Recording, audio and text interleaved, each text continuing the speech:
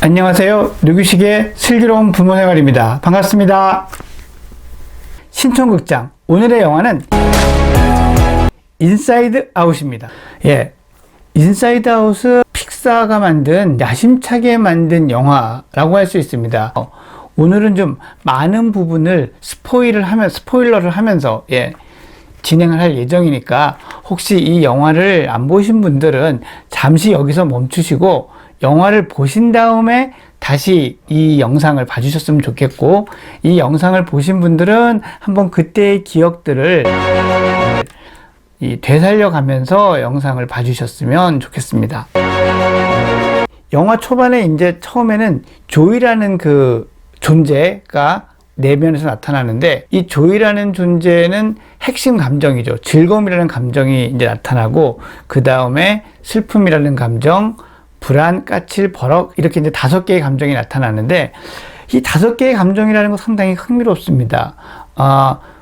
이 신경과학계에서, 뉴로사이언스적인 측면에서, 신경심리학에서 사람의 기본 감정을 6개로 분류하거든요. 그 6개가 이 5개의 감정, 그러니까 기쁨, 슬픔, 분노, 공포, 경멸, 이제 까칠이라고 번역을 하는데, disgust, 여기에 놀람, 이렇게 6가지의 반응이거든요. 근데 6번째 놀람 반응만 빠졌어요.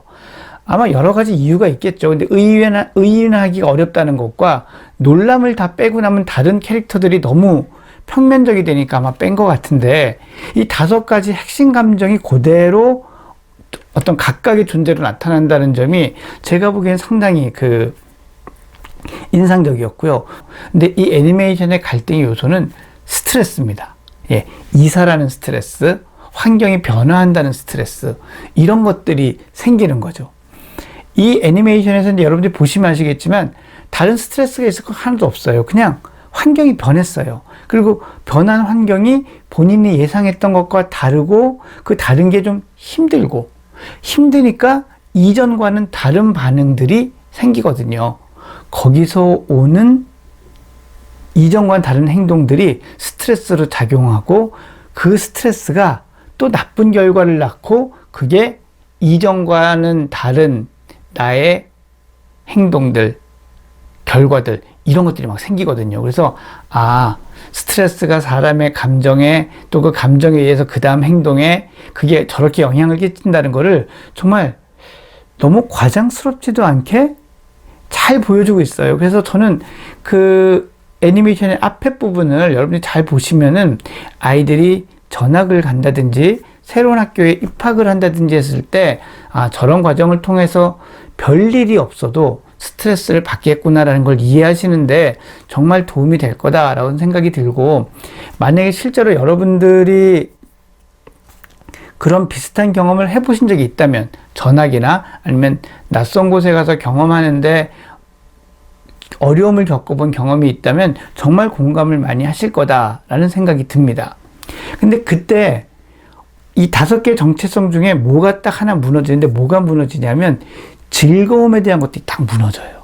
그러니까 흥미나 내가 좋아하던 것들에 대한 자기 세계가 딱 무너지는 걸로 형상화를 하는데, 그게 정신의학적 관점에서는 우울해지는 첫 번째 단계거든요.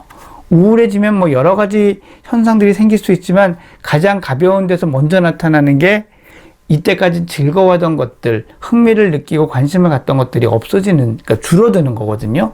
딱 그런 모습도 정말 잘 실제 임상적인 현상과 잘 매치되는 그런 그림이었습니다. 이렇게 예전에는 모든 것이 좋았고 모든 것이 즐거운 줄만 알았는데, 상황이 그렇지 않게 되고 서로 스트레스 레벨이 올라가니까 그 5개의 존재들 중에 즐거움, 조이가 슬픔이 새드니스를 구속하기 시작해요. 뭐냐면 너 만지지 마, 아무것도 하지 마. 심지어는 학교 가는 첫날에는 이게 동그라미를 그린 다음에 이 밖에 나오지 마 라고 합니다. 그런데 그러면 그럴수록 이상하게 그 슬픔이는 자꾸 뭔가 만지고 무슨 일인가를 벌려요. 부정적인 감정은 억압하면 억압할수록 그게 어딘가로 튀어나오고 새어나오고 하게 된다는 거죠. 그래서 그 감정을 억압하려는 전략, 구속하려는 전략은 실패한다라고 제가 실제로 이제 상담을 하거나 치료를 하거나 할 때 많이 하는 얘기인데, 거기서 그 모습들이 딱 그렇게 담적으로 보여지고 있더라고요. 즐거움의 역할은 우리가 무언가를 상상하고 설레게 해주고 도전하게 해주고 실패해서 다시 일어날 수 있는 힘을 주는 거죠. 소심이, 불안은 무언가를 더 준비하게 해주고 위험을 피하게 해주고, 그래서 커다란 실패, 돌이킬 수 없는 실패, 이런 것으로부터 스스로를 보호할 수 있잖아요. 이런 것처럼 이 감정, 그 영화 속의 캐릭터들을 그 감정이라고 생각하지 말고 그 감정이 우리에게 해주는 역할이다라고 생각하니까 모든 게 다 맞아떨어지는 거예요. 슬픔이 오히려 봉봉이 이제 여러분 잘 아시겠지만 어렸을 때 상상 속의 친구인 봉봉이의 마음도 얻어내고 뭔가 더 중요한 일들을 해내게 되잖아요. 그게 슬픔이 그러면 기쁨보다 우월한 감정인가? 뭐 이런 생각을 할 수도 있지만, 사실 슬픔이 우리 마음속에 있어야 되는 슬픔의 역할을 보여준 거거든요. 저는 그렇게 해석이 되더라고요. 슬픔은 다른 사람과 우리의 공감을 할 때, 다른 사람의 마음을 같이 느끼고, 또 내가 무언가를 상실했을 때, 잃어버렸을 때 그 사실 자체를 수용하게 해주고 그 감정을 느낄 수 있는 그런 이 공간을, 여유를 만들어주는 이런 역할들을 사실 하거든요. 그리고 그 안에서 공감이라는 게 이루어지고 감정이라는 거에 벤틸레이션이라고 하죠. 이 배출도 이루어지고 하는 거여서, 그렇게 생각하니까 정말 많은 것들이 맞아떨어지면서 의문이 사라지는 거예요. 그래서 여러분들한테도 한번 제가 좀 드리고 싶은 제안은, 저와 비슷한 혼란이나 의문을 가지셨던 분들은 그 감정을 감정 자체로 보지 마시고 감정의 역할이다라고 생각하시고 한번 보신다면은 좀 더 명료하게 그 의미나 역할들이 눈에 들어오지 않으실까라는 생각이 듭니다. 영화 속에서 신경과학적인 사실들과 좀 일치하는 부분들, 이런 부분들에 대한 얘기를 조금 더 드리고 싶어요. 뭐 알아도 되고 몰라도 되는 거지만, 제가 신경과학을 그래도 조금 공부하고 전공도 했던 사람으로서 지금 눈에 보이는 부분들은, 일단 이 5개의 존재들이 모여 있는 곳이 라일리의 뇌 속에 아주 가운데 본부, 헤드쿼터라고 하는 중심부에 딱 이렇게 있단 말이죠. 근데 이 중심부가 신경과학적으로는 진짜 뇌의 중심부예요. 위치적으로. 보통 우리가 뇌에서 중요한 부위, 그러면 이 이마 쪽에 있는 이마엽, 전두엽 얘기를 많이 하는데, 전두엽 중요하죠.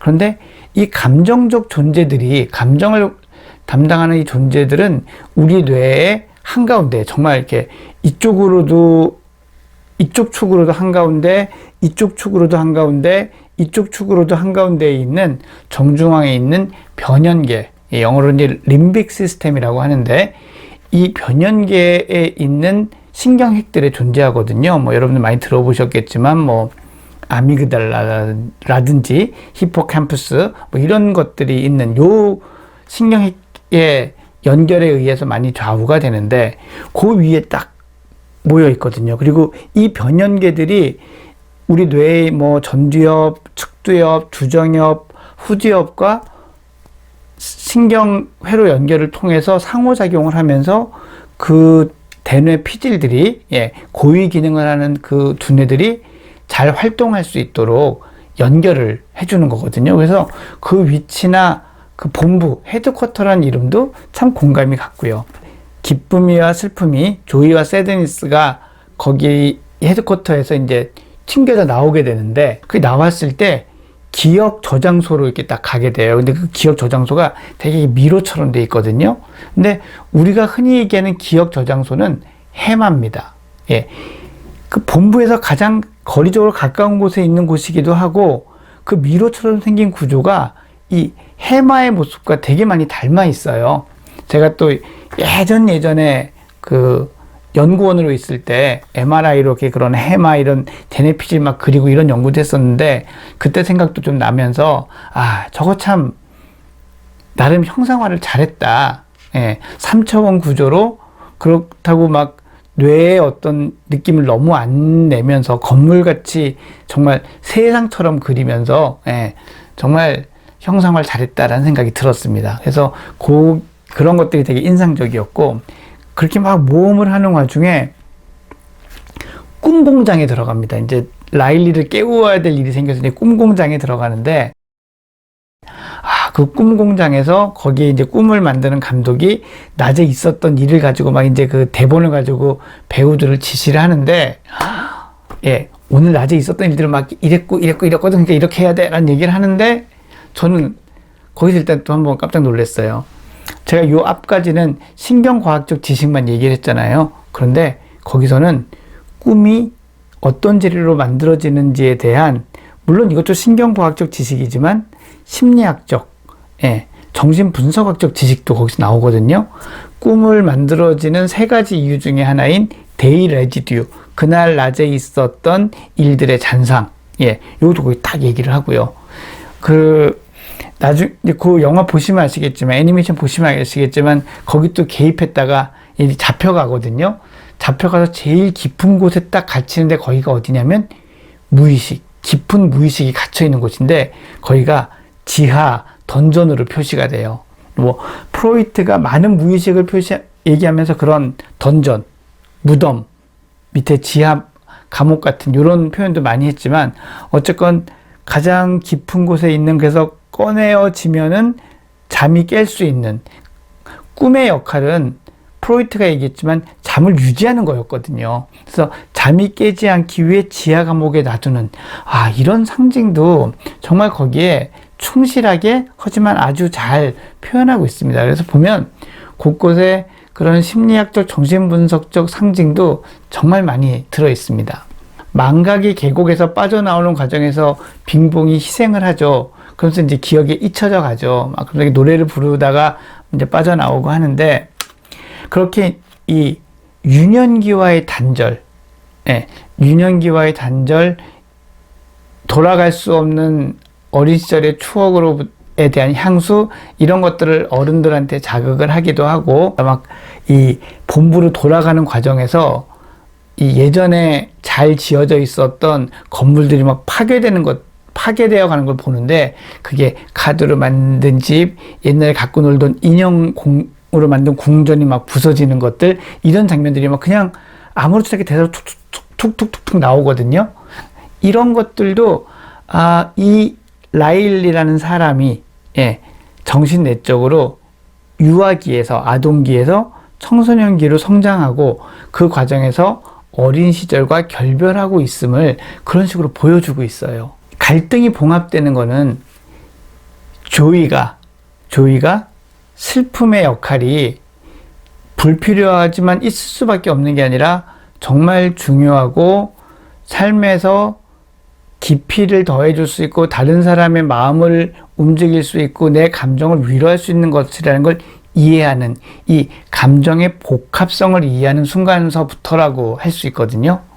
그러면서 이제 같이 힘을 모으고 협력을 하고 중요한 순간에 이제 슬픔이에게 더 큰 역할을 맡기죠. 제가 말씀드린 것들이 조금 어쩌면 추상적이고 어려우실 수도 있겠지만 한번 이렇게 들어보시고 영화를 한번 더 보신다면 조금 더 잘 이해가 되실 수 있지 않을까라고 생각을 합니다. 혹시 보시고 나서 이런 건 좀 궁금한데요. 이런 건 뭔가요? 하고 제 유튜브 영상에 댓글 달아주시면 제가 또 다음 방송 때나 이렇게 보고 아니면 또 제가 바로 댓글 달아드릴 수 있는 정도의 내용이면 또 댓글도 달아드리고 할 테니까 자유롭게 또 의견 주시면 감사하겠습니다. 오늘의 신청극장 인사이드 아웃 얘기는 여기까지입니다. 여러분 감사합니다. 구독, 좋아요 많이 눌러주세요.